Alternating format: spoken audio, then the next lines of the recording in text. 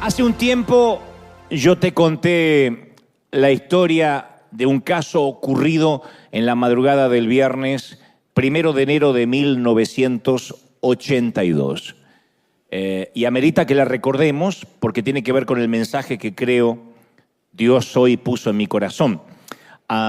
Luego de la fiesta de Año Nuevo, un tal Kevin Tunnell de 17 años salió muy ebrio.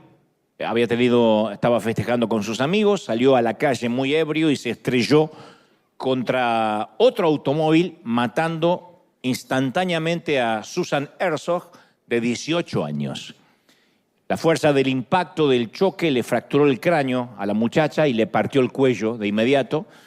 Y después de declararse culpable de homicidio involuntario, fue condenado a 3 años de libertad condicional más trabajo comunitario, porque era menor. Y los padres de Susan no sentían que era suficiente castigo, suficiente penitencia. Entonces lo volvieron a demandar, esta vez en un tribunal civil, por angustia emocional, y ganaron una sentencia de 1.5 millones de dólares, $1,5 millones. Suma que la familia del muchacho no podía asumir, no tenía. Pero de forma inesperada los padres de Susan renegocian y ofrecen conformarse solo con $936. 936, de $1,5 millones, se conformaron con $936 con una condición, que Kevin envíe un cheque de $1 a nombre de Susan todos los viernes durante los próximos 18 años, uno por cada año en el que Susan había estado viva. Ese fue el arreglo. La restitución semanal, el juez aceptó, obviamente, y la restitución semanal continuó hasta el año 2000, desde el 82 hasta el 2000. Y Kevin ofreció a la familia, más de una vez, cubrir toda la deuda, pagos hasta el año 2001, incluso un año más de lo exigido, darle las cajas de cheques ya firmadas, y se negaron rotundamente. Dijeron, no es el dinero el que buscamos, de otro modo hubiésemos aceptado $1,5 millones. Lo que buscamos es la penitencia. Entonces la madre le dijo al juez, queremos recibir un cheque cada bendito viernes o lo vamos a demandar por incumplimiento, un cheque de $1 cada viernes. Queremos que cada semana él recuerde lo que hizo, que sienta nuestro mismo dolor como familia. Y cada vez que recibimos un cheque de Kevin, solo una cosa viene a nuestra mente, él tampoco podrá olvidarse. No se tiene que olvidar. La prensa tituló este singular caso como el purgatorio personal de Kevin Tunnell, porque nadie cuestiona el dolor de la familia, pero me pregunto si fueron suficientes esos $936. Digo, a ver, cuando recibieron el pago final, ¿se habrán quedado en paz? ¿Se terminó el dolor en agosto del año 2000, cuando recibieron el último cheque, el último viernes de $1? ¿Fueron suficientes 18 años de restitución? ¿Alcanzaron los 216 meses de remordimiento? ¿Y si fuera nuestra hija, que la matan en un accidente de tránsito porque un muchachito bebió de más y haciéndose el listo la pasa a mejor vida? ¿Cuántos pagos exigiríamos si fuera nuestra hija? Dicho esto, es pertinente hacer ciertas aclaraciones antes de continuar, porque cuando hablamos de ofensas, cuando hablamos de resentimiento, yo quiero catalogarlo, por lo menos lo catalogo en 3 categorías. Esta que te estoy contando de inicio del mensaje quizás sea la más dura, la más heavy, la más álgida, pero hay 3 categorías de ofensas antes de meterme de lleno en el tema, y la primera categoría son las ofensas menores, que es lo que no voy a hablar la mayor parte de este mensaje. Siempre digo que para que nos ofendan, uno tiene que dar permiso. Sin mi permiso, yo no me ofendo. Yo te tengo que dar permiso para que me ofendan. Y me pueden decir lo que sea en las redes sociales, por la calle. Si yo no les doy permiso, soy como el lobo marino, tengo piel de foca, me resbala todo. Entonces, ese es un secreto que todos tenemos que llevarnos. No voy a darle permiso a nadie para que me ofenda. De ahí a que me diga lo que sea, cuestión de él, pero no me voy a ofender. Pero convengamos, en este primer rubro de ofensas menores, que hay personas que se ofenden por todo, nacieron ofendidos. Conozco a gente que se ofende de muerte. Si le envía un mensaje de texto a alguien, le clava el visto el otro y no le contesta rápido. Ya corta relaciones, lo manda al infierno. Porque hay gente que es así, muy sensible. Que aquí no hay. Vienen al otro servicio casualmente todos esos. Acá vienen los más resilientes. También me consta de personas que hacen un escándalo si les quitan su lugar en la fila. Si les dan un café distinto al que pidieron, ¿no? Si le ocupan su sitio. Entonces, bueno, la mayoría de esas ofensas suelen ser menores y la mayoría son niñerías, babosadas. Hay gente que se ahoga en vasos de agua, pero bueno, son así. Cualquier cosita los ofende, un viento que cambia de dirección ya los preocupa. Hay ofensas, en mi criterio, que tendrían que volar fuera de nuestro radar, ¿no? Especialmente cuando ya vamos adquiriendo cierta edad. Uno se da cuenta que no vale la pena, no vale el esfuerzo, perder tiempo en ofenderse con gente que a lo mejor pasa por nuestra vida y después no la volvemos a ver, en el mejor de los casos. Hay gente que no las conocemos y uno se puede lastimar, ofender, porque nos dijeron algo a través de las redes.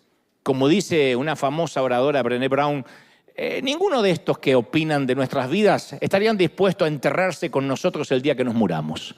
O sea, ninguno va a decir, ay, déjenme que me meto en la tumba con él para solidarizarme. Nadie. De manera que cuando uno se ofende con gente que es irrelevante, bueno, pero hay gente que se desquicia, hay gente que dice, no, es que no quiero que opinen y me ofende. Pero uno tiene que elegir las batallas que va a pelear. A medida que nos ponemos más viejos, bueno, ustedes, no yo, pero uno elige las batallas que va a pelear. Ya no pelea todas las batallas. Dice, no, esta la dejo pasar. Primera de Corintios 13:5 dice que el que quiere ser seguidor de Cristo no sea gente que se irrite, que se enoje fácilmente. Si quieres ser seguidor de Cristo, tienes que tener piel de foca. Sería lindo pedirle para este año, Señor, dame piel de lobo marino. No el cuerpo de un lobo marino, la piel. ¿No? Pero hay que pasar por alto las ofensas en el rango estupideces menores. Hay rangos que son así, no ameritan otra palabra. Estupideces menores. Uno tiene que decir, no, esto pasa al plano de boberías. No hay que hacer de una piedrita necesariamente una montaña. Pero esa categoría de ofensas pequeñas siempre saca a la superficie el estado de nuestro corazón, de qué estamos hechos. Cuidado. Aunque no vamos a dedicarnos a hablar de las ofensas pequeñas, aún quiero no pasar por alto este detalle. Cuando tenemos una temporada que nos irritamos con facilidad o sobredimensionamos una ofensa, uno tiene que reflexionar, a ver, ¿por qué esta bobería me provocó una respuesta tan desproporcionada? ¿Por qué simplemente que mi niño dejó la habitación hecha un desastre, para variar, hace que yo explote como si hubiera estallado la bomba de Nagasaki y Hiroshima?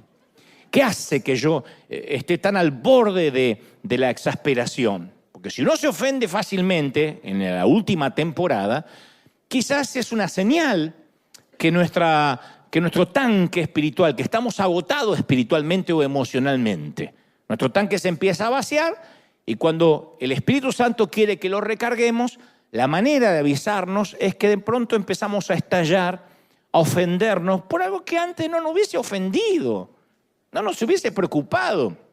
Pero cuando mantenemos nuestro tanque emocional lleno, cuando le decimos Espíritu Santo, lléname, necesito orar más, tener más comunión, las irritaciones menores de la vida pierden su poder sobre nosotros. O sea, no nos roban, no van a dejar de estar, pero no nos roban ni energía emocional, ni tiempo. No nos ponemos locos en el freeway, en la ruta, porque hay un trancón. No nos ponemos locos porque en la caja para 10 productos pasa una señora con 12. Y nuestro mundo relacional de pronto viaja más ligero, más liviano. Este no es el punto del mensaje, pero dicho sea de paso, bien vale para el que lo quiera recibir. Si desde hace un tiempo notas que te irritas sobredimensionando cualquier detalle, es tiempo de reflexionar y decir, a lo mejor estoy con el tanque vacío y necesito recargarme, estar en la presencia de Dios. La segunda categoría de ofensas son las heridas justificadas. Ya no son boberías que giran a nuestro alrededor. Estos agravios son más complejos, requieren un diagnóstico, de hecho requieren una terapia, y a todos nos pasa tarde o temprano, porque todos lidiamos con personas difíciles en nuestra vida. De hecho, las personas difíciles, te voy a profetizar esto, están distribuidas estratégicamente de modo que nos encontremos de 2 a 3 por semana, mínimo. Están distribuidas estratégicamente. Si no te encuentras a 2 o 3 por semana, y si hay una semana que no te encuentras a nadie, deberías mirarte al espejo porque ahí está la persona difícil. Pero las demás personas no crean nuestro carácter. Porque ahí alguno está diciendo, y bueno, yo tengo mucha gente difícil a mi alrededor, por eso exploto. No, la gente no crea nuestro carácter, revela de qué estamos hechos, revela nuestro carácter. Entonces, si necesitamos desarrollar el arte de perdonar, el desafío va a ser de parte de Dios lidiar con esas personas que a veces son difíciles de soportar, dura de aguantar. Y así como el levantamiento de pesas fortalece los músculos y los ejercicios cardíacos fortalecen el corazón, las personas difíciles fortalecen nuestra capacidad para amar. Cuando uno dice, Señor, ayúdame a amar a la gente, Dios te va a mandar suegra, suegro, cuñados. Pero quiero que sepamos esto por nuestra salud mental. Si Dios tuviera que deshacerse, nunca ores, Señor, quita las personas difíciles de mi alrededor. Porque si Dios tuviera que deshacerse de las personas difíciles del mundo, si tuviera que eliminar a aquellos que tienen rarezas, imperfecciones, fealdades, desapareceríamos todos, no queda uno. Porque nosotros somos la persona difícil para alguien. Aunque digamos, no, pero yo soy tan bueno. No, somos difíciles para alguien. Quería nada más hacer el repaso de esto, de las boberías menores y de las heridas justificadas, para después meterme en lo que concierne al ejemplo de la historia con la que comencé, que es la categoría 3, las ofensas que nos destrozan la vida. Ya no son heridas justificadas, nos destrozan la vida. No todos experimentaremos, espero, este tipo de agravios. Hablo de infidelidad, abuso sexual, violación, incesto. Esas cosas que llegan a nuestra vida, hacen un crack y la cambian tal como la conocíamos hasta ese incidente. Un par de segundos y la vida que teníamos es solo un recuerdo. De eso hablo. Conducía borracho y mató a nuestra única hija. Se gastó todos nuestros ahorros y lo que teníamos ahorrados para una casa, para la universidad de los chicos, en el vicio, en el juego. Ella me engañó y violó nuestro pacto. Es un egoísta, se quitó la vida sin pensar en nosotros, su esposa y sus hijos. Otros, abusó de mí cuando yo era una chiquita que ni siquiera sabía lo que estaba ocurriendo. Me embarazó y se mandó a mudar. Créeme, yo no te ofrezco ni pienso ofrecerte soluciones triviales, inocuas, pequeñas, a tamaño dolor. Porque sería torpe de mi parte decir, confiesa la victoria y ya está. No, un corazón normal cuando nos pasan esas cosas busca venganza, justicia al menos, como le pasó a la familia de esta muchacha con la que comencé la historia hoy. De hecho, hay un tiempo para la justicia, lo cual no está mal si es que el agravio tiene implicaciones legales. Si tiene implicaciones legales, la persona que cometió el delito o el crimen debe pagar y eso está bien. Pero caramba, perdonar cosas así no es sencillo, créeme, no es sencillo. Porque significa que reconocemos el daño, pero después tenemos que soltar a la persona, liberarla, dejarla ir. Porque por más que le digamos que nos envíe un cheque semanal por 18 años, en algún momento hay que dejarla ir. Y no tiene que ver con su bien, dejarla ir para que sea feliz. Tiene que ver con nuestro bien. Porque el resentimiento es el enojo multiplicado en el tiempo. El enojo que debió durar minutos, horas en el peor de los casos, se transformó en algo que dura meses, años. Y nos mantiene encadenados al pasado, contamina el entorno lo creas o no, intoxica el aire. Un resentido o una resentida intoxica las atmósferas, sí o sí. Cambia el clima de una fiesta, cambia el clima de una celebración. La palabra resentimiento significa, tal como lo dice etimológicamente la palabra, sentir otra vez. Resentir. Sentir otra vez. Y se aferra al pasado, lo vuelve a vivir como si fuera hoy. El resentimiento arranca la piel nueva cuando empieza a cicatrizar para que la herida nunca se sane y otra vez está ya sangrando o, en el peor de los casos, produciendo pus. Entonces la amargura y el resentimiento se describen en la Biblia.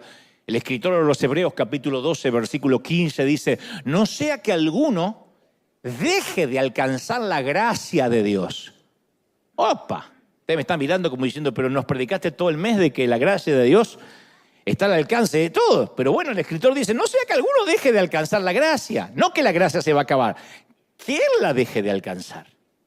Y que brotando alguna raíz de amargura, dice el escritor, una raíz de amargura, ni habla de algo de los que tienen árboles, una raíz, los estorbe y por ella muchos sean contaminados. ¿Ven?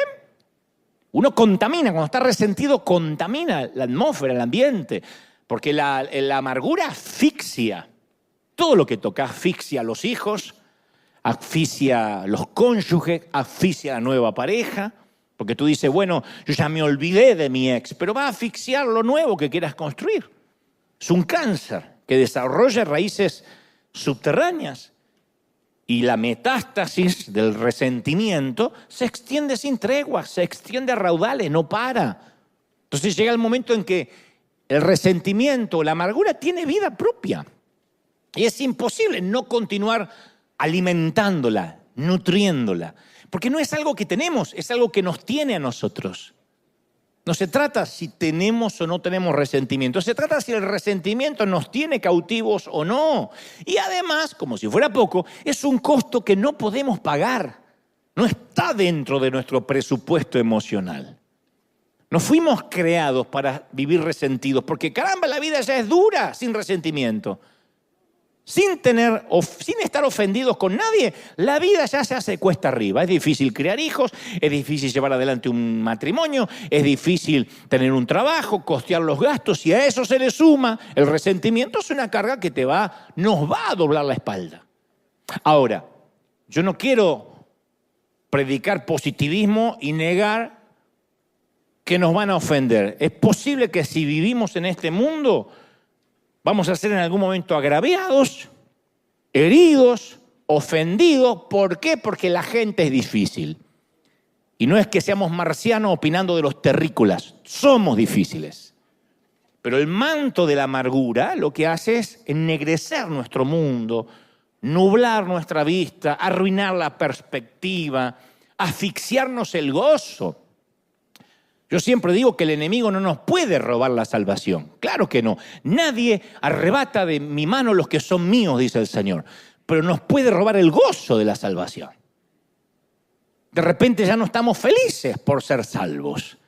Quizás no te pueda robar el matrimonio, te puede robar el gozo del matrimonio. ¿Quién te puede robar el que seas la mamá o el papá de tus hijos? Nadie, pero Satanás puede robarte la alegría de ser papá. Y aquello que alguna vez soñabas cuando no eras papi, hoy es una cruz. Eso produce el resentimiento. Quizá la herida es vieja, un padre que nos maltrató, una maestra que nos menospreció, que ya ni recordamos el nombre de la vieja, de la hermana, una pareja que nos traicionó. O quizás la herida más reciente, el amigo que nos debe dinero y se compró un auto nuevo, el condenado. Nuestros amigos que hicieron una fiesta y no nos invitaron. Y uno dice, pero puede ser si yo siempre le di un lugar a mi mesa. Los hijos que criamos que parecen haberse olvidado que existimos. Entonces, ¿cómo empieza el resentimiento? Bueno, una parte nuestra está quebrada, está dolida y la otra amargada. Una parte nuestra quiere llorar y la otra quiere pelear. Es el fuego de la ira que empieza a arder, que empieza a consumir. Y entonces ahí uno tiene que tomar una decisión. Si somos adultos tenemos que tomar una decisión. Si no vamos a andar haciendo berrinche como los pequeñitos. Uno tiene que tomar una decisión. ¿Apago el fuego o lo avivo? ¿Supero este asunto o lo abandono? ¿Lo suelto o lo alimento todos los días? Porque ¿qué es resentimiento? Es permitir que el dolor se convierta en odio. Nos ofenden y nos duele. Hasta ahí es una reacción natural, humana. Pero cuando yo vuelvo a sentir y a sentir y a sentir es resentir, resentimiento. Y cuando es un resentimiento, después se transforma en odio. ¿Y qué es resentimiento? El odio es atizar, alimentar, aventar el fuego. Es la decisión deliberada de alimentar la ofensa. La voy a alimentar porque no me quiero olvidar. Y cuando tenemos rencor, no nos basta con no olvidar. No nos basta con decir voy a tener memoria. Inventamos calumnias porque se nos mezcla el odio, asignamos apodos, cerramos círculos, levantamos muros, buscamos cómplices que piensan igual que nosotros, porque eso es el resentimiento, es la cocaína de las emociones. Y al igual que la cocaína exige dosis cada vez más altas, que por cierto, los que sufrimos heridas tenemos que decidir, los que estamos dolidos tenemos que decidir cuántos pagos voy a pedir. ¿Cuánto va a ser suficiente? ¿Qué dosis va a ser suficiente? ¿Qué dosis de venganza me va a dejar satisfecho? Tal vez no exijamos que el ofensor nos gire cheques por $1 semanal, pero tenemos otra manera de resolver cuentas. Lo bloqueamos, lo ignoramos, lo quitamos de nuestra órbita, hasta que pase algo que nos recuerde lo que nos hizo y otra vez salimos a exigir el cheque, porque otra vez empezamos a hervir. Y es una manera de decir, yo no voy a permitir que sanes antes que yo. Mientras yo sufra, tú vas a sufrir. Mientras me duela, te va a tener que doler. Y entonces aumentamos la dosis. ¿Y qué hacemos? Siendo cristianos, avergonzamos, chismeamos, por más que le digas desahogo familiar, es chisme. Otro le llama, no, pedí detalles para estar orando más específicamente. Es chisme. Ridiculizamos, denigramos. Entonces, drogados por ese enojo, los papeles se invierten. Porque ya no somos la víctima que a priori, en primera instancia, estaba dolida. Ahora somos los vengadores. Y eso se siente rico. Cuando uno, dicen por ahí que no es una frase bíblica, cuidado, que la venganza es un plato que se sirve frío. Y algunos dicen, siéntate en el umbral de tu puerta y verás pasar el cadáver de tu enemigo. Shakira, capítulo 4. Pero eso no está en la Biblia, Entonces, ¿cuántos pagos tenemos que exigir? En un tono más serio, ¿qué hacemos con el padre que me abandonó siendo niño? ¿Qué de mi marido que me dejó por una modelo más joven? ¿Qué de mi jefe que me despidió arbitrariamente sabiendo que yo tengo un hijo enfermo y me dejó sin el seguro médico? Entonces, cuando consideramos que nos han hecho algún mal, podemos fabricar un centenar de razones en contra del perdón. Decir, bueno, yo no puedo perdonar. Ponte en mis zapatos, esto fue lo que me pasó. Todos tenemos una historia triste que contar. Y decimos, bueno, no es que no quiero perdonar, pero primero necesita aprender una lección este fulano. Yo no voy a premiar un comportamiento irresponsable. A ver, sí lo quiero perdonar, pero voy a dejar que sufra un poco. ¿Le va a venir bien? Necesita aprender que las acciones tienen consecuencias. Aparte, ¿cómo lo puedo perdonar? Preguntamos. ¿Cómo voy a perdonar si ni siquiera está arrepentido? Si ni siquiera me pidió perdón. Durante las últimas semanas, y esto lo decía hace un momento, yo prediqué una trivia. En principio no sabía que era una serie, pero así lo quiso el Señor, una serie de 3 mensajes. Fue una tríada que tenía que ver con la gracia, que trajeron mucha liberación, y estoy muy feliz porque gente de todo el mundo decía, me he liberado, y ahora siento que no hay barreras para llegar al Señor, que por cierto es una gran verdad. El primer mensaje se llamó hace 3 semanas, Homero no es un hijo de Dios, y entre paréntesis y otras legendarias mentiras evangélicas. Después fue el cisne negro y la semana pasada gracia implacable. Te buscaré, te encontraré y te perdonaré. Están haciendo un montón de debates teológicos porque dice eso no es de Dios, porque hay gente que le agarra ataques de caspa cuando lee estas cosas. De hecho, te recomiendo que los veas. Si no viste, estos 3 mensajes son de bendición. Pero por fin entendimos, Dios nos habló, que nada puede hacer que Dios nos ame menos.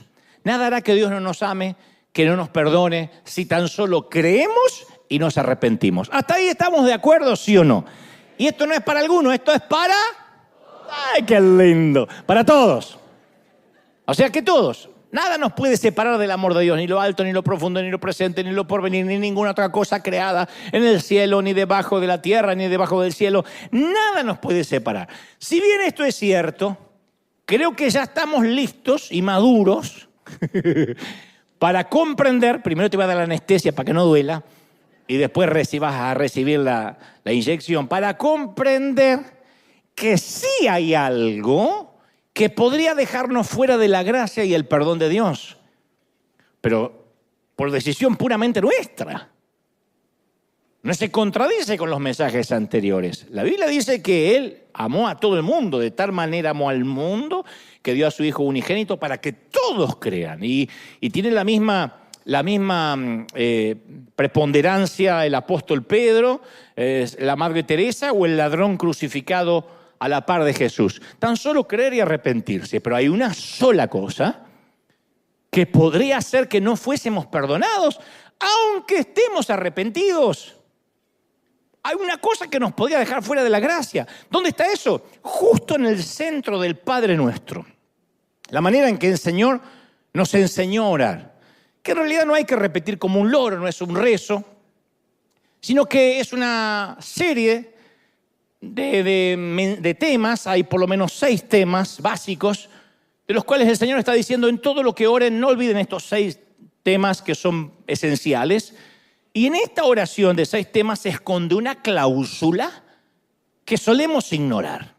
Son como las letras pequeñas del contrato a la que no solemos prestarle demasiada atención. De hecho, te voy a hacer una prueba. Los que navegamos en internet, vieron que siempre hay un cartelito: acepta esto, acepta lo otro. No, nadie lee lo que estamos aceptando, nadie. Lo que queremos es ver el video. Antes dice: si quiere acceder a esta página, acceda a recibir cookie, acceda que va a entregar a su suegra en sacrificio. Sí. Nadie lee eso. Y después tiene sus implicaciones legales, ¿no?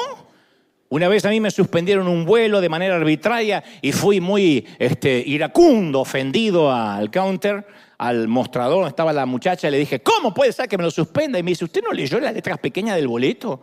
¿Qué letras pequeñas? Y dice: todos los boletos vienen con una letra pequeña. Y la letra era tan pequeña que una hormiga tenía que leerlo con una lupa. Y decía que la aerolínea se reserva el derecho de suspender el vuelo que se le antoje. Uno compra los boletos sin saber eso, no leemos las letras pequeñas. Pero en este caso no se trata de una aerolínea, se trata de un contrato eterno que si no cumplimos la cláusula, todo el contrato pierde la validez. San Mateo 6:12 dice: perdónanos nuestras deudas como también nosotros perdonamos a los deudores. No hay palabra en ningún idioma que encierre un mayor temor que la palabra ¿cómo? Esa es la cláusula, ¿cómo? Es la única vez que en la oración aparece esa cláusula. No dice: danos el pan de cada día así como nosotros repartimos pan. No, todo lo demás está. Pero en cuanto a las deudas, es recíproco. ¿Qué hace tan aterrador ese cómo? El hecho de que Jesús amarró el perdón que recibimos del Padre al perdón que concedemos a los demás seres humanos. Y por si quedan dudas, porque yo dice: bueno, a lo mejor es una mala traducción. Por si quedan dudas, es más explícito. Dice: si no perdonáis a los hombres sus ofensas, tampoco vuestro Padre perdonará vuestras ofensas o pecados. O sea, que hay un pecado que te va a seguir por la eternidad. Sí. ¿Cuál? Aquel que no le perdones al otro. Una cosa es estar atrapados en un ciclo de falta de gracia con un cónyuge, con un socio, y otra muy distinta es estar atrapados en un ciclo de falta de gracia y de perdón con Dios. Mira cómo le cambiaron las caritas, por eso di la anestesia hace un ratito. De hecho, es tan urgente la necesidad que perdonemos, que hasta va por delante de los sacramentos, de la adoración, de cualquier cosa. Mateo 5:23 dice, si traes tu ofrenda al altar y ahí, te acuerdas de que tu hermano tiene algo contra ti, deja tu ofrenda delante del altar, reconcíliate primero con tu hermano y después presenta la ofrenda. O sea, porque si no esa ofrenda se pierde. Esto va para cualquier ofrenda, monetaria, ofrenda de adoración, de levantar las manos, de chiripiorca, la que sea. Si estás agarrándote la garrotera divina y te acuerdas que te acabaste de pelear en la fila con la fulana, vuelve al planeta Tierra, pídele perdón y después sigue con la chiripiorca, porque si no, no tiene sentido. Y para seguir disipando dudas, es Biblia, ¿eh? Y para seguir disipando dudas acerca de la seriedad de esta cláusula, Jesús les cuenta una historia en Mateo 18:27. Dice, el reino de los cielos es semejante a un rey que quiso hacer cuentas con sus siervos. Y comenzando a hacer cuentas, le fue presentado uno que le debía mucho dinero, 10.000 talentos. Para el dinero de la época, mucho.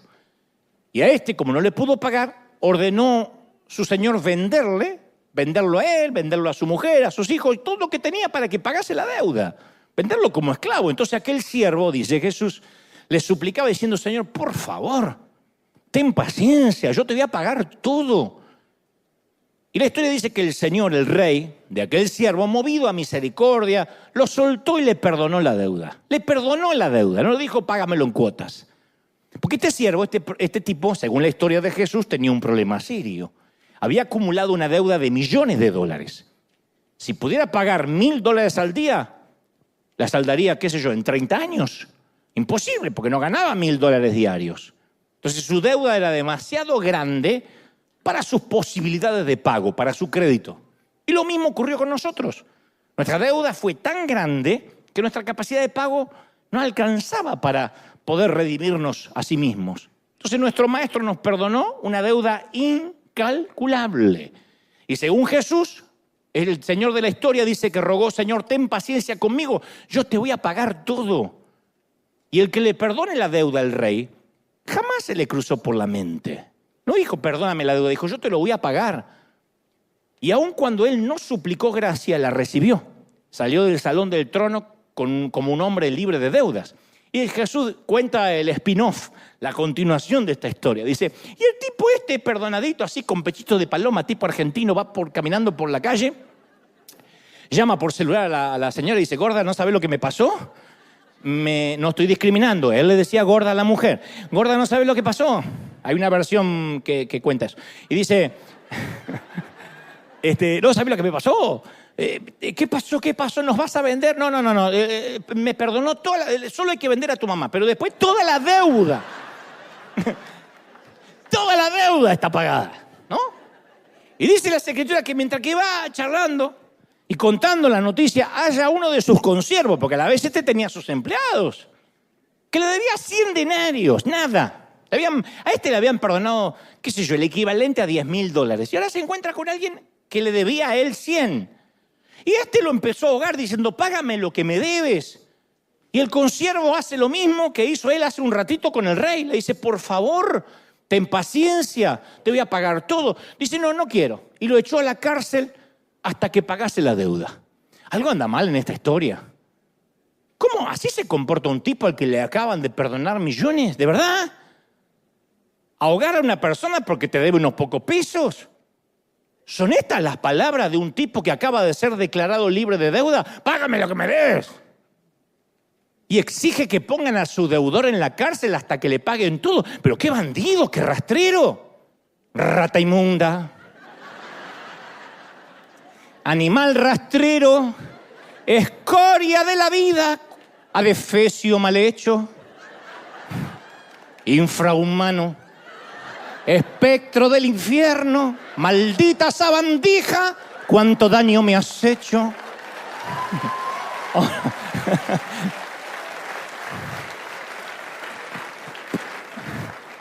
Paquita 3:16.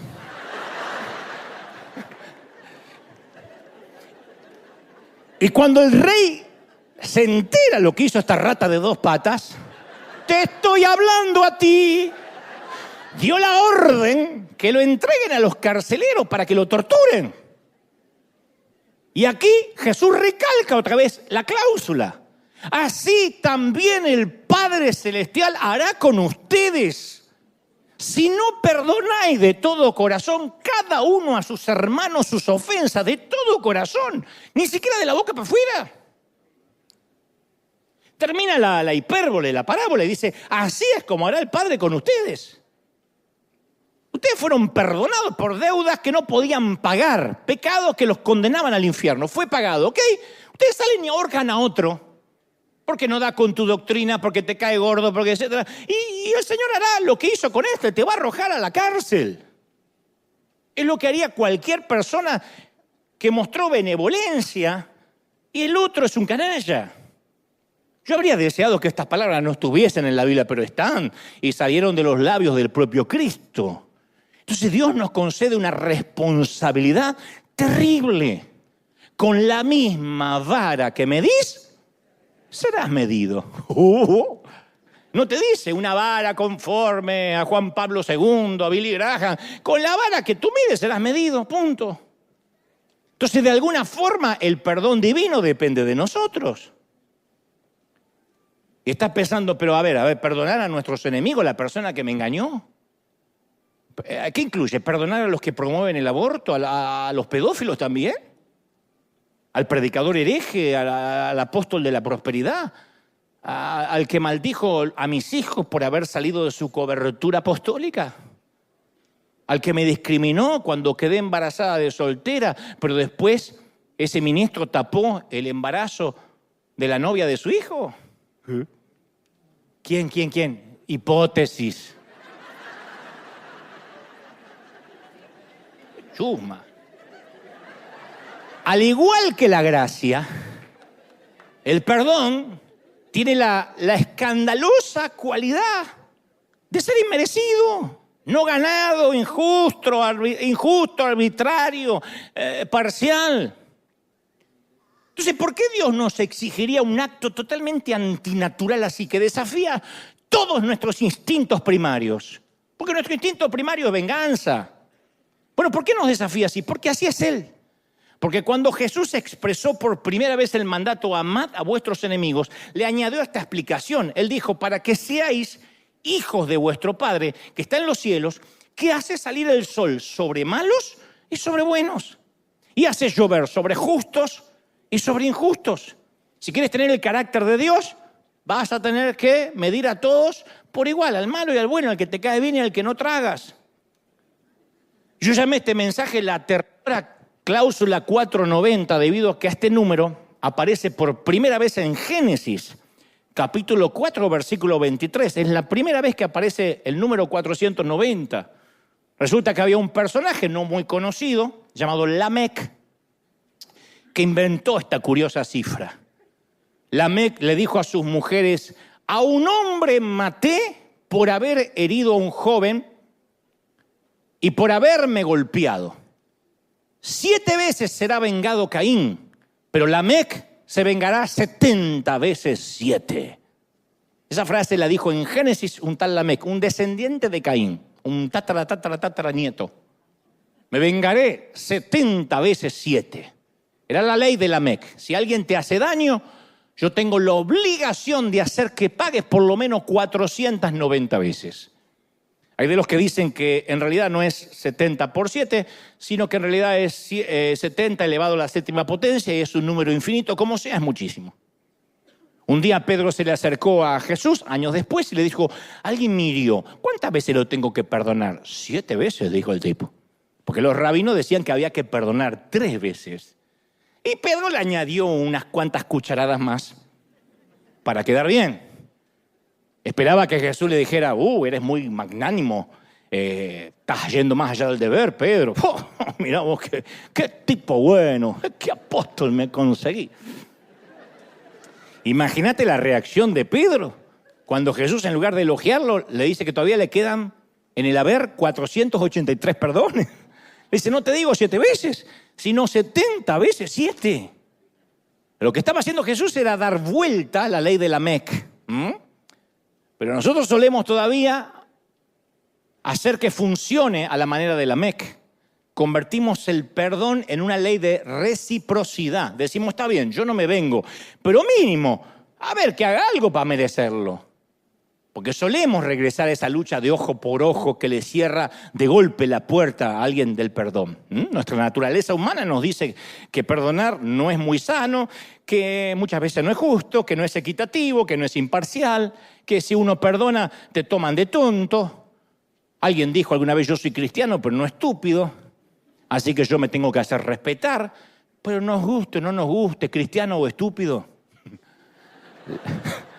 La cláusula, o puedes tener las dos, porque hay gente que tiene los dos talentos. Ahora, la cláusula dice, porque si perdonan a los hombres sus ofensas, también los perdonará el Padre Celestial. Si no perdonan, el Padre no les perdonará sus pecados. Punto. No se puede dar vuelta teológica a esto. ¿Qué quiso decir? Es una hipérbole. Derechito, directo, pragmático, práctico. Y Jesús no pregunta acerca de la realidad de nuestras heridas, No duda que nos hayan dolido y ofendido. A ver, el problema no está en la existencia del dolor, sino en el tratamiento que le vamos a dar a ese dolor. ¿Qué vamos a hacer con nuestras deudas? Vuelvo a preguntar. Estamos en febrero. ¿Tu cónyuge rompió sus promesas? Antes de responder, ¿cómo reacciona Dios cuando tú rompes las promesas? ¿Qué le haces? Todas las que hacemos para esta época del año, para fin de año, Señor, te prometo buscar tu palabra, leerte la Biblia, y después las rompemos. ¿Te mintieron? El engaño duele. Pero antes de que contraigas los puños y me empieces a contar los detalles de la mentira, ¿cómo reaccionó Dios cuando mentiste? ¿Cuando le mentiste a Él o le mentiste a otro? Porque juzgamos a los demás por las acciones y nosotros nos juzgamos a nosotros mismos por las motivaciones. Decimos, bueno, es que yo no quise, pero mentiste. Te olvidaron, te dejaron atrás, el rechazo duele. Pero antes de desquitarte, sé franco. ¿Alguna vez te olvidaste de Dios? ¿Pasaron semanas en que ni lo buscaste? ¿Cómo reaccionó Él cuando lo descuidaste, cuando lo rechazaste? Porque esa es la palabra. No es que estabas muy ocupado, lo rechazaste. Lo quitaste del centro de la vida. Entonces la clave para perdonar a otros es dejar de mirar lo que nos hicieron y empezar a mirar lo que Dios hizo por nosotros. Esa es la esencia de la cláusula. Trátame como trato a mi prójimo. Esa sería la oración nuestra de todos los días. Señor, no te pido nada, solo dame lo que yo hoy voy a dar al otro. Concédeme la misma paz que yo genero en mi hogar con el resto de mi familia.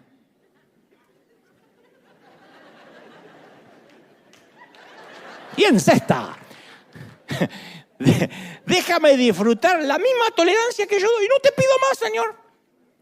No te pido, oh, qué bruto, qué tolerante conmigo. Dame la misma tolerancia que yo ofrezco a los demás.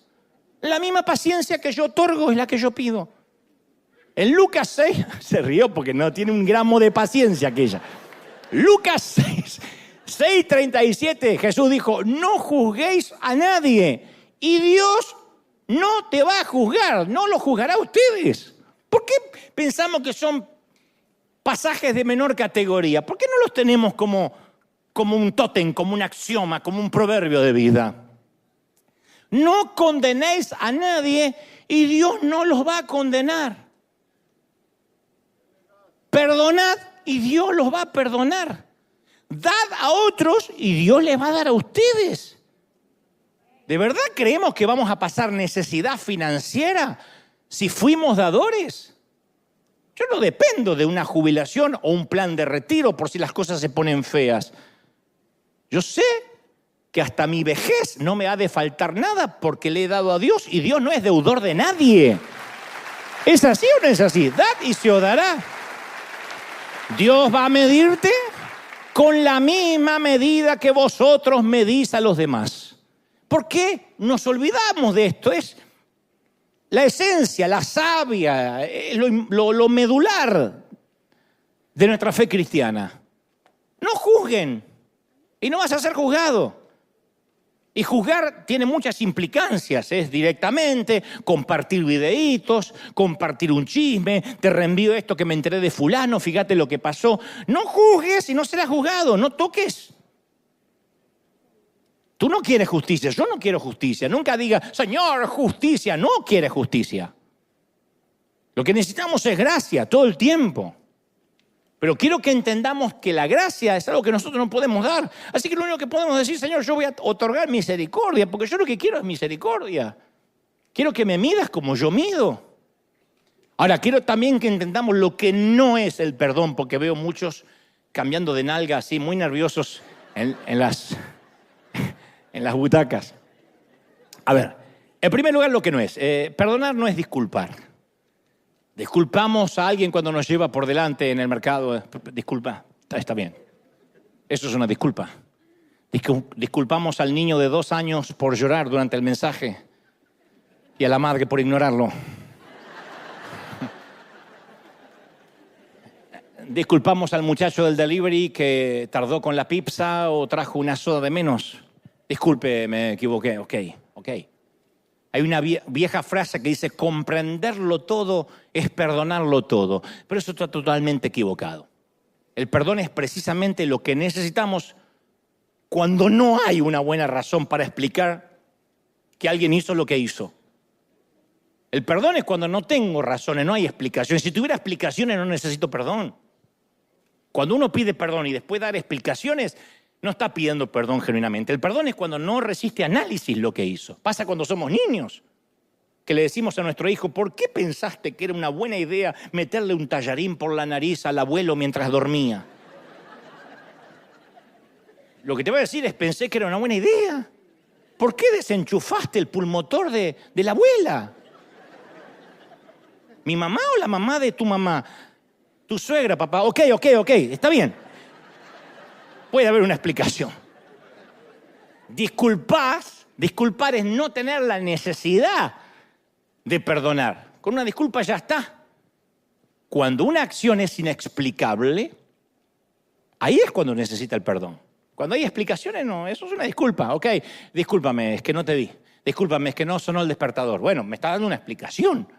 Pero cuando tú dices, quiero que me perdones. ¿Por qué? Sonó el despertador, me di vuelta y seguí roncando como un hipopótamo. Perdóname. En segundo lugar, perdonar tampoco es olvidar. Porque todo lo que hace falta para olvidar es tener mala memoria. Con este criterio, los que sufren de Alzheimer son las personas más benévolas del mundo.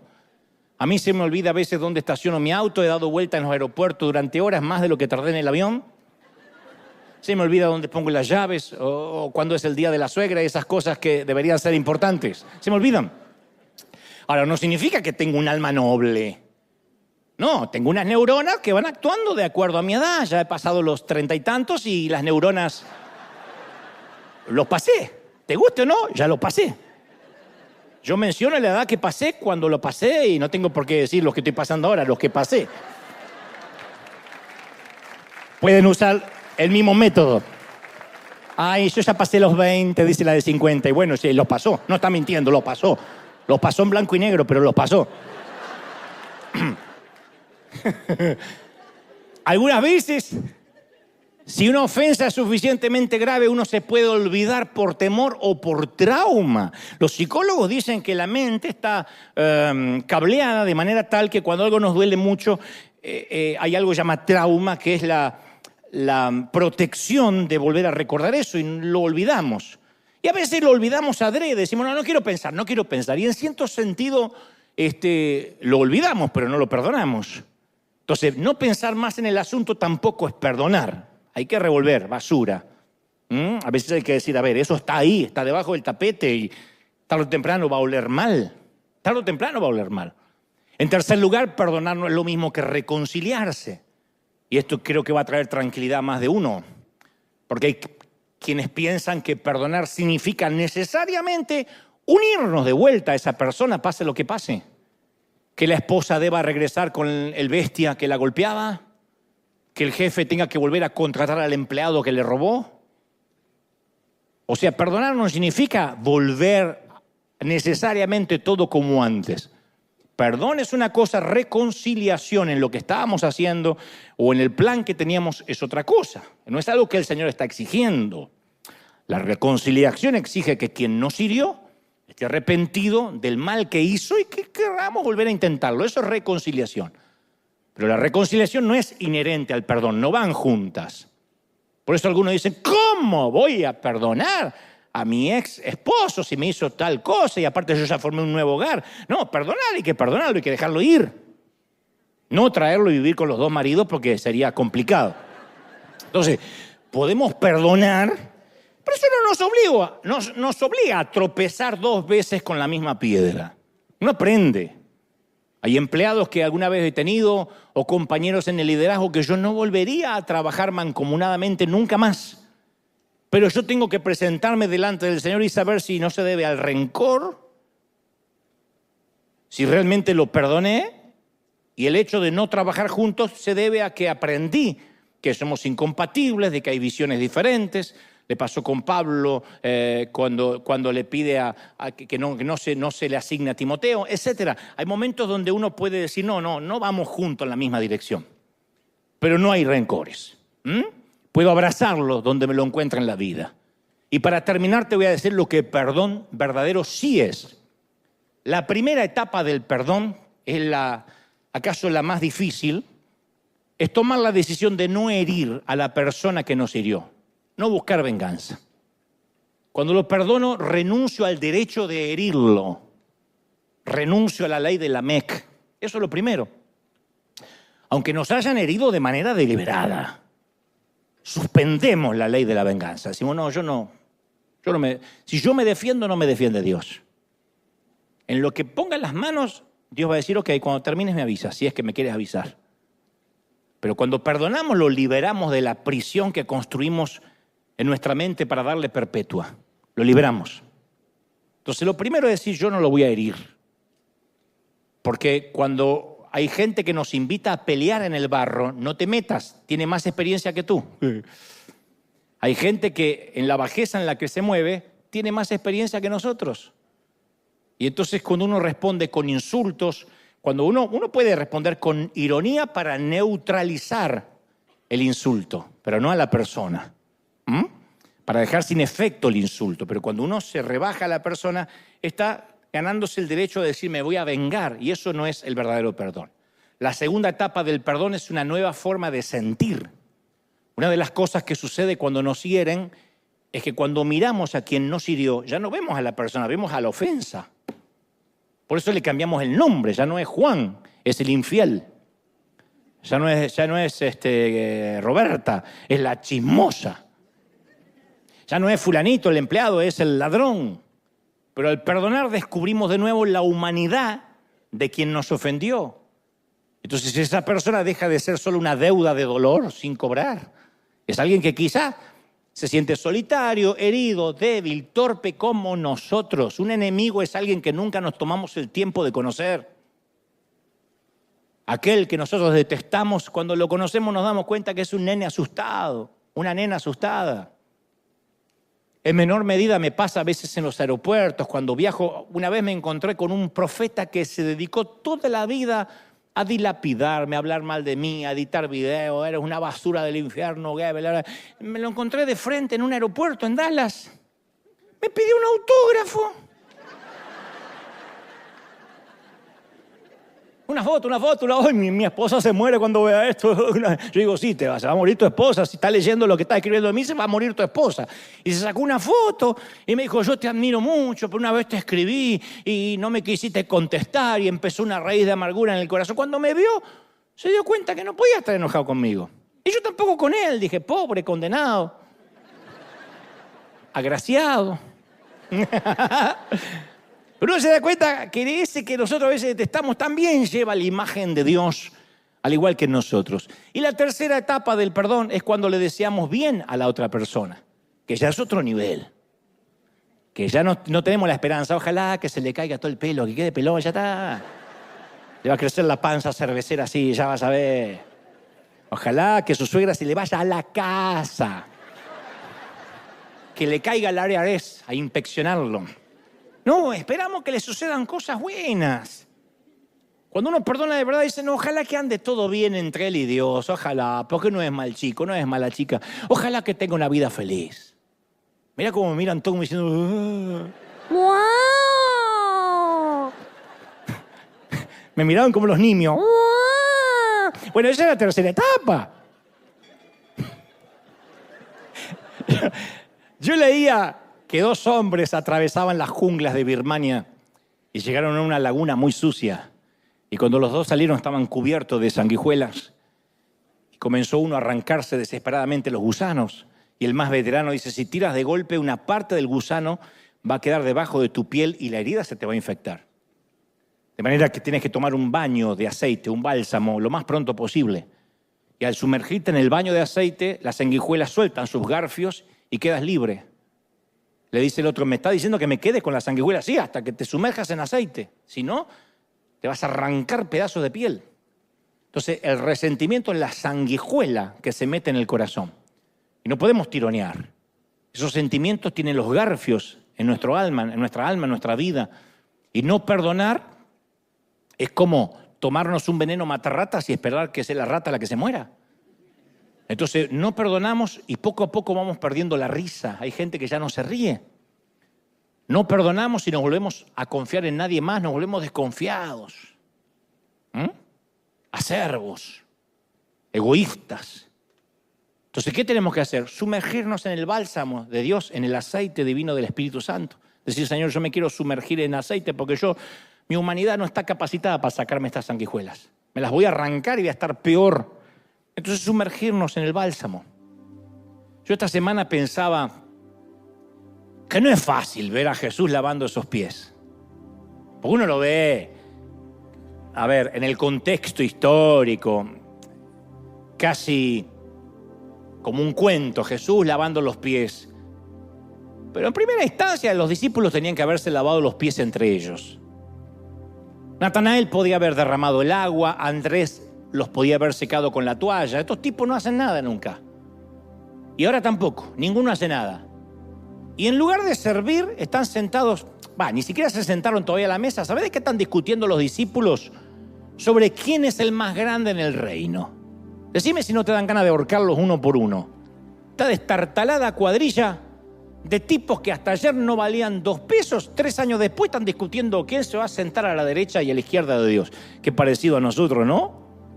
Y mientras ellos discuten, la palangana está ahí en un rincón, sin que nadie le preste atención, la toalla en el piso, la ropa de siervo cuelga en la pared.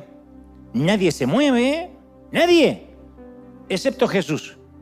Y mientras disputan, Jesús se pone de pie, se quita el manto, descuelga la ropa de siervo, toma el cántaro, vierte agua en la palangana, se arrodilla ante ellos con una esponja y empieza a lavarle los pies mugrientos. No es justo. No es suficiente que mañana por la mañana esas manos van a ser agujereadas. ¿Qué? ¿La noche anterior también le tiene que restregar la mugre a estos? Y los discípulos, pensemos en los discípulos, ¿merecen tener los pies lavados? Si yo pudiera hablar con el Señor en nombre de ustedes, gracias por elegirme vuestro delegado, le diría, mira, Jesús, mira a Juan. Es el mismo tipo que te dijo que destruyeran una ciudad con fuego. No entendió nada. El mismo que dijo que censuraras a los que te seguían porque no eran parte de tu grupo. El tipo es un sectarista. ¿Le vas a lavar los pies, de verdad? ¿Y Jacobo? Ignora, por favor, a un tipo como Jacobo. Jacobo quería un lugar de honor. Él y su hermano querían un trato especial. La mamá vino a hablar por ello. Ay, los nenes, ¿dónde se van a sentar en el reino? ¿De verdad? ¿Le vas a lavar los pies? Dale una toalla. Que se hagan hombres. Que aprendan una lección de humildad. Y ya que estás ahí, Jesús, omite a Felipe. Él te dijo que no había suficientemente comida para alimentar la gran multitud. Al lado tuyo dudó que podías multiplicar la comida. Lo sometiste a prueba y falló. Le diste una oportunidad y la desperdició. Y Pedro el hispano. Este bruto no merece que le lave los pies. Tú que lo conoces todo sabes que te va a negar mañana 3 veces. No se lo merece. A ver, no hablemos de futuro, está bien. Ninguno de acá salió en tu defensa cuando estuvieron a punto de apedrearte en Nazaret. ¿Se presentó alguno como voluntario para tomar tu lugar cuando los fariseos recogieron piedras para matarte? Tú sabes que no lo hicieron. Son ratas, escapan cuando la inundación empieza a crecer. Y tú sabes todo y sabes lo que están a punto de hacer, ¿eh? Ya puedes oírlos roncando en el jardín. Te prometen hoy que van a permanecer despiertos, pero van a roncar. Tú vas a sudar sangre y ellos van a dormir. Esta noche prometen, mañana se van a mandar a mudar. Jesús, hazte un favor. Mira alrededor de la mesa. ¿Cuántos van a permanecer contigo cuando estés ante Pilato? ¿Cuántos van a sufrir contigo los azotes del Imperio Romano? ¿Y qué discípulo va a estar lo suficientemente cerca tuyo, mínimo, camino al Gólgota, para que cuando te dobles por el peso de la cruz, pida cargarla? Ninguno. Van a tener que llamar a un extraño para que lo haga, un tipo de sirene, porque ninguno de los discípulos, ratas, van a querer estar ahí. No le laves los pies. Diles que te lo laven a ti. Es lo mínimo. Eso es todo lo que quisiéramos decirle a Jesús. ¿Y sabe por qué? No porque no queremos ver a nuestro rey haciendo el papel de siervo. ¿Será porque no queremos ver a Dios lavando pies? No, esa no creo que sea la razón. Es que no tenemos que estar obligados a tener que hacer lo mismo. ¿Acaso a nosotros no nos abandonaron también? Está bien, no nos dejaron solos en una cruz, pero sí quizás nos dejaron solos con las cuentas, o con nuestra enfermedad, o en el matrimonio, o en el frío, o en la responsabilidad. Promesas olvidadas, contratos abandonados. La lógica dice, dale una buena trompada en medio de la jeta. Jesús dice, llena la palangana. La lógica dice, rómpele la nariz, dale una lección. Jesús dice, lávale los pies. La lógica dice, no se lo merece. Jesús dice, tienes razón, tú tampoco. Yo no puedo entender cómo Dios puede ser tan amable con nosotros, pero lo es. Se arrodilla ante nosotros, toma nuestros pies y los lava. Y por favor entiende que el acto de lavar los pies a los discípulos lava también los nuestros. Tú y yo estamos presentes en esa historia. Estamos sentados a la mesa. Estos somos nosotros, que el Señor nos lava nuestros pecados. Y la limpieza no es un gesto, es una necesidad. Jesús dice en Juan 13:8, si no te los lavo, no vas a ser parte de los míos. Entonces no podemos autolimpiarnos la inmundicia. No podemos quitarnos nuestro pecado. Nuestros pies siempre tienen que estar en sus manos. Y el agua se vierte únicamente cuando confesamos que estamos sucios. Cuando confesamos que hemos andado por caminos prohibidos, por sendas equivocadas. Nuestra tendencia es sentirnos orgullosos y como Pedro y decir, no, yo estoy bien, Jesús. Unas poquitas gotas en los pies y estoy bien. No. Juan 1:8 dice, si te decimos que no tenemos pecado, nos engañamos y no hay verdad en nosotros. Nunca estamos limpios a menos que confesemos que estamos sucios. Nunca vamos a alcanzar pureza mientras no admitamos nuestra inmundicia. Y nunca podremos lavar los pies de quienes están heridos o quienes nos hirieron mientras no permitamos que Jesús, a quien nosotros herimos, lave los nuestros. Ese es el secreto del perdón. Nunca podremos perdonar más de lo que Dios ya nos perdonó. Solo permitiendo que lave nuestros pies podemos tener fuerza para lavárselos a otros. Es difícil perdonar a quien nos hirieron profundamente. Vamos de nuevo a la habitación. Vamos a observar a Jesús yendo de discípulo en discípulo. ¿Escuchan el chapoteo del agua? ¿Lo ven? ¿Ven cómo se arrastra mientras que los cabellos le cubren la cara? ¿Cómo se arrastra de discípulo en discípulo? Conserva esta imagen. Ahora observa quién se los va a lavar. A Judas. Juan 13:12 dice, después de lavarle los pies a todos. Sí, le lavó los pies al traidor. Al vil traidor lo trató igual que los demás. En unas horas más, esos pies que están lavando van a estar en el patio de Caifás y guiarán a la guardia romana para que arresten a Jesús. Pero en ese momento el Señor los acaricia. ¿Que fue fácil para Jesús? No fue fácil, más Él que lo sabía todo. ¿Que va a ser fácil para nosotros? No va a ser fácil. Nunca dije que va a ser fácil. Pero Dios nunca nos va a pedir algo que Él no haya hecho primero. Ahí es donde la famosa cláusula 490 cobra sentido. Por eso aparece en el corazón del contrato divino. Perdona nuestras deudas como perdonamos a nuestros deudores. O en palabras más simples, lávanos la suciedad de nuestros pies esta mañana, así como nosotros lavamos la suciedad de los pies ajenos y de quienes me hirieron. Ese es el contrato, esa es la ley, esa es la gracia.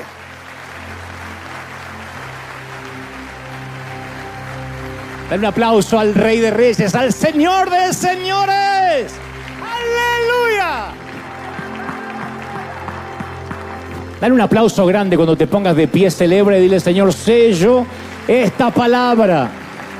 Creo, soy sano. ¡Aleluya! Alguien tiene que celebrar más que eso. Alguien tiene que decirle: ese es Dios que nos ama tanto. Y vamos a soltar, gente. Vamos a dejar ir. Insisto, no es fácil, pero tenemos que dejar ir. Estamos en febrero, de verdad. Vamos a cargar 11 meses más cadáveres. Vamos a dormir con un cadáver pútrido en nuestra habitación. Nada merece la pena que eso. Hay que viajar liviano. Te lo mereces, te lo debes. Viajar liviano. Perdonar, dejarlo ir, ya está.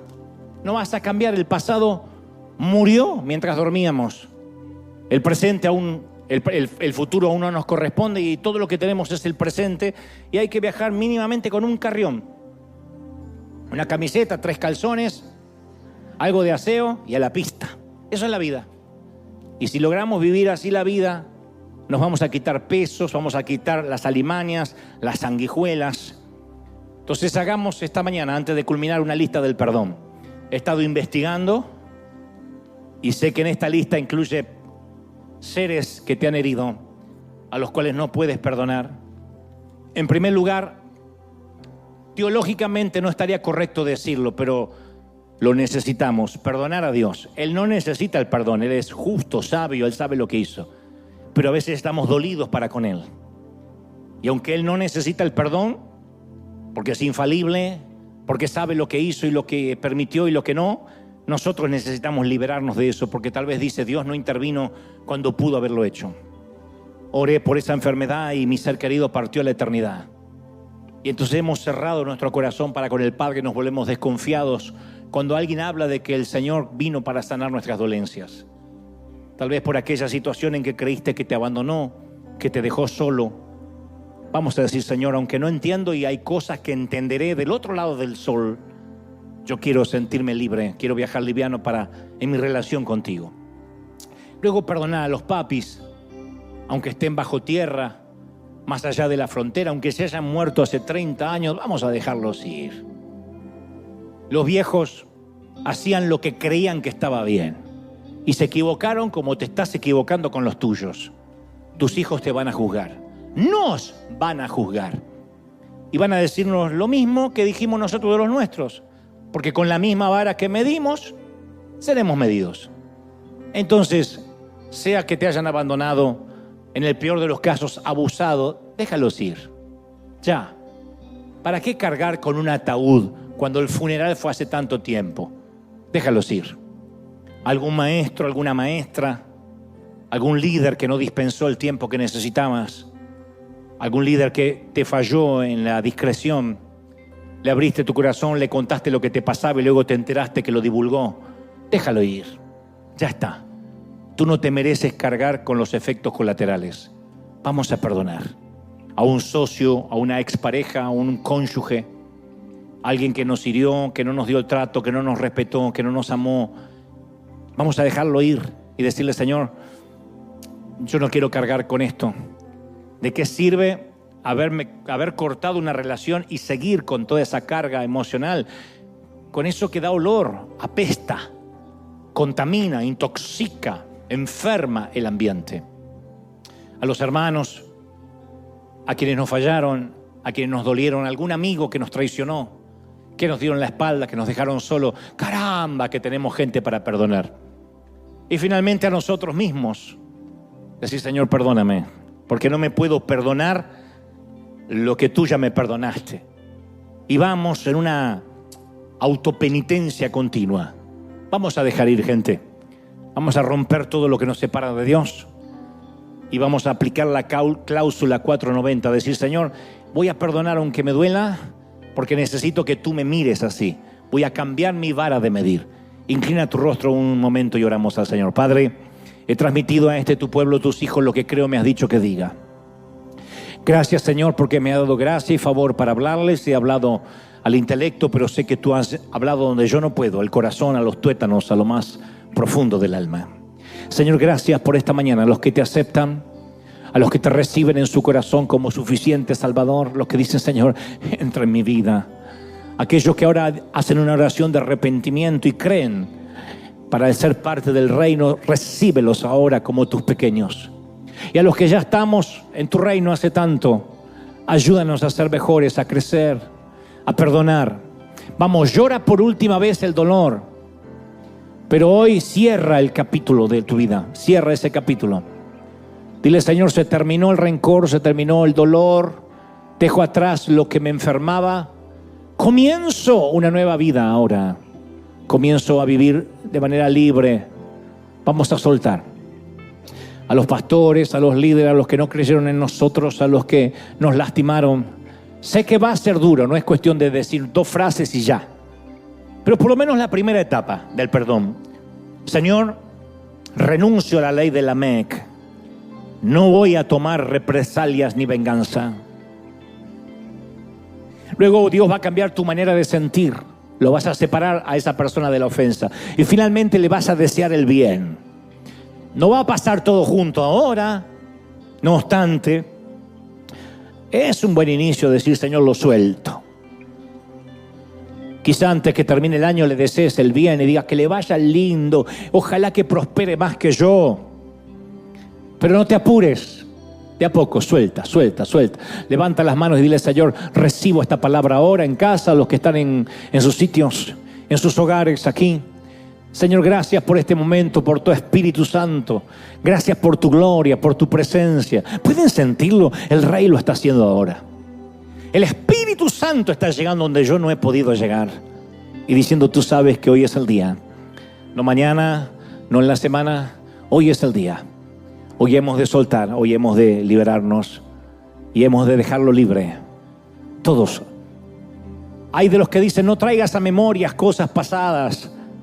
Pero caramba, cuando se trata de quitar la metástasis, cuando se trata de hacer una quimio espiritual, necesitamos remover hasta la última raíz de las sanguijuelas del remordimiento. Quítalas. Aun cuando eras niño, y aun cuando recuerdas esa soledad de niña, o cuando recuerdas el abuso de adolescente, o cuando te rompieron el corazón, vamos a decir: Señor, yo quiero viajar liviano. Perdono mis deudas como perdono ahora a mis deudores. Perdona mis deudas como perdono yo mis deudores. Dile al Señor: perdóname, Señor, como yo ahora estoy otorgando misericordia. No juzgo a nadie porque no quiero ser juzgado. No condeno porque yo no soy juez de nadie. Suelto, bendigo, para que me vaya bien. Padre, gracias por esta mañana. Yo declaro que esta oración ha comenzado una nueva etapa, una nueva temporada, y que los mejores días están por venir.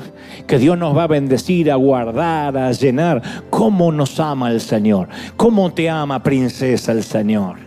¿Cómo te ama, príncipe? ¿Cómo te va a olvidar si en sus manos te tiene esculpido? Te bendigo, mi querido, mi querida, en tu entrada, tu salida, tu acostarte, tu levantarte, tus horas de descanso, tus horas de trabajo, tus suspiros más íntimos, tus sueños más anhelados. Bendigo tus manos, tus pies. Declaro que febrero es un mes de liberación, y en la transición hay perdón, y en el perdón hay libertad, y en la libertad habita Jesucristo en nosotros. Lo creemos, lo declaramos, lo confesamos. En el nombre del Padre, del Hijo y del Espíritu Santo, sea hecho, mi gente.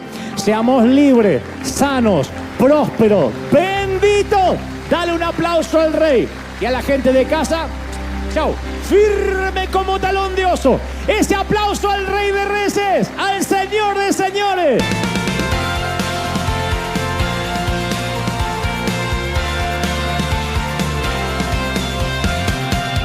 Apareciste una noche de soledad, abandonado y perdido te reconocí. Tu voz diciéndome no temas, yo estoy aquí. El Padre me envió por ti. Y me curaste las heridas, me sanaste, mi Jesús. Todas mis cargas las dejaste allí en la cruz. Algo tan grande no lo puedo comprender. Oigo tu dulce voz diciéndome una y otra vez: oh, oh, oh, oh, eres bienvenido, eres amado una y otra vez. Oh, oh, oh, oh, bienvenido a River, eres amado.